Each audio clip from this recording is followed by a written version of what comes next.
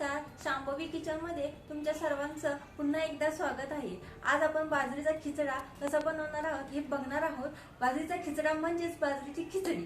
तर आपण त्यासाठी काय काय साहित्य लागतो हे बघूया। आपण ह्या मेजरमेंट प्रमाणे कप प्रमाणे 2 कप बाजरी घेतलेली आहे।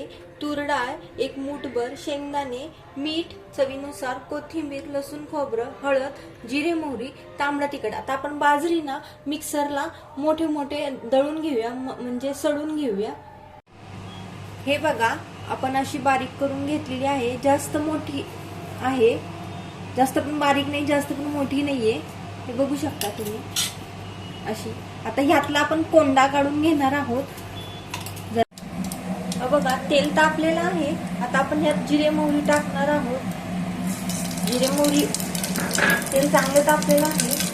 त्याच्यानंतर आपण हा लसूण खोबरं केलेलं आहे ते, हळद,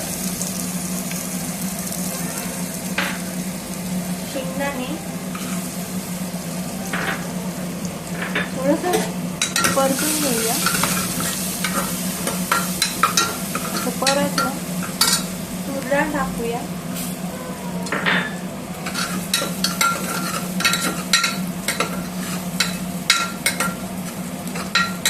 थोडीशी तूर डाळ 1-2 सेकंद भाजून द्या।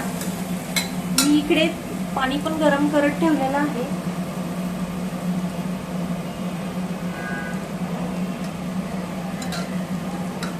आता आपण तांबडं तिखट आणि काळा मसाला टाकत आहोत।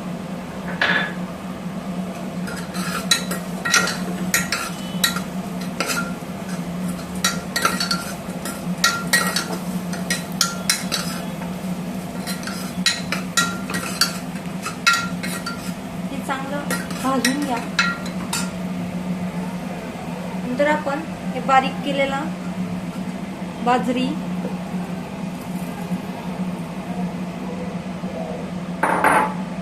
चांगलं मस्तपैकी हलवून घ्या।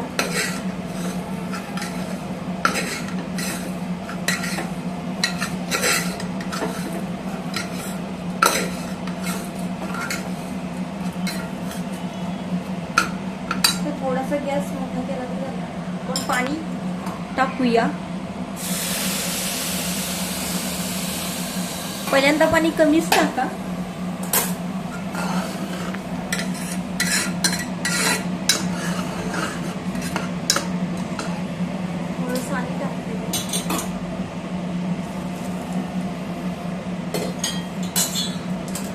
शिट्टी द्यायची नाहीये आपल्याला, असं सुट्टा शिजून द्यायचा। जर शिट्टी द्यायची असेल कुकरला तर तुम्हाला पाणी कमी टाकावे लागेल। मी सुट्टा शिजवत आहे,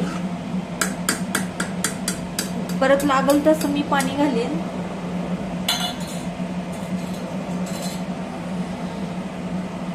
मीठ चवीनुसार,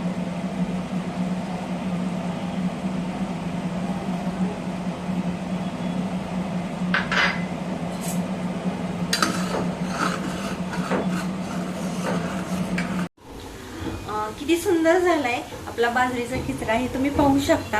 आणि दह्यासोबत खूप छान लागतो किंवा ताकासोबत। आणि पावसाळ्याच्या दिवसात, हिवाळ्याच्या दिवसात खूप सुंदर लागतो। आणि लहान मुलांना जिरा राईस, मसाला राईस खाऊन खूप कंटाळा आला असला ना, ही रेसिपी झटपट होण्यासारखी आहे। तुम्ही करून नक्की पहा आणि कमेंट मध्ये सांगा। आणि लाईक आणि सबस्क्राईब करायला विसरू नका।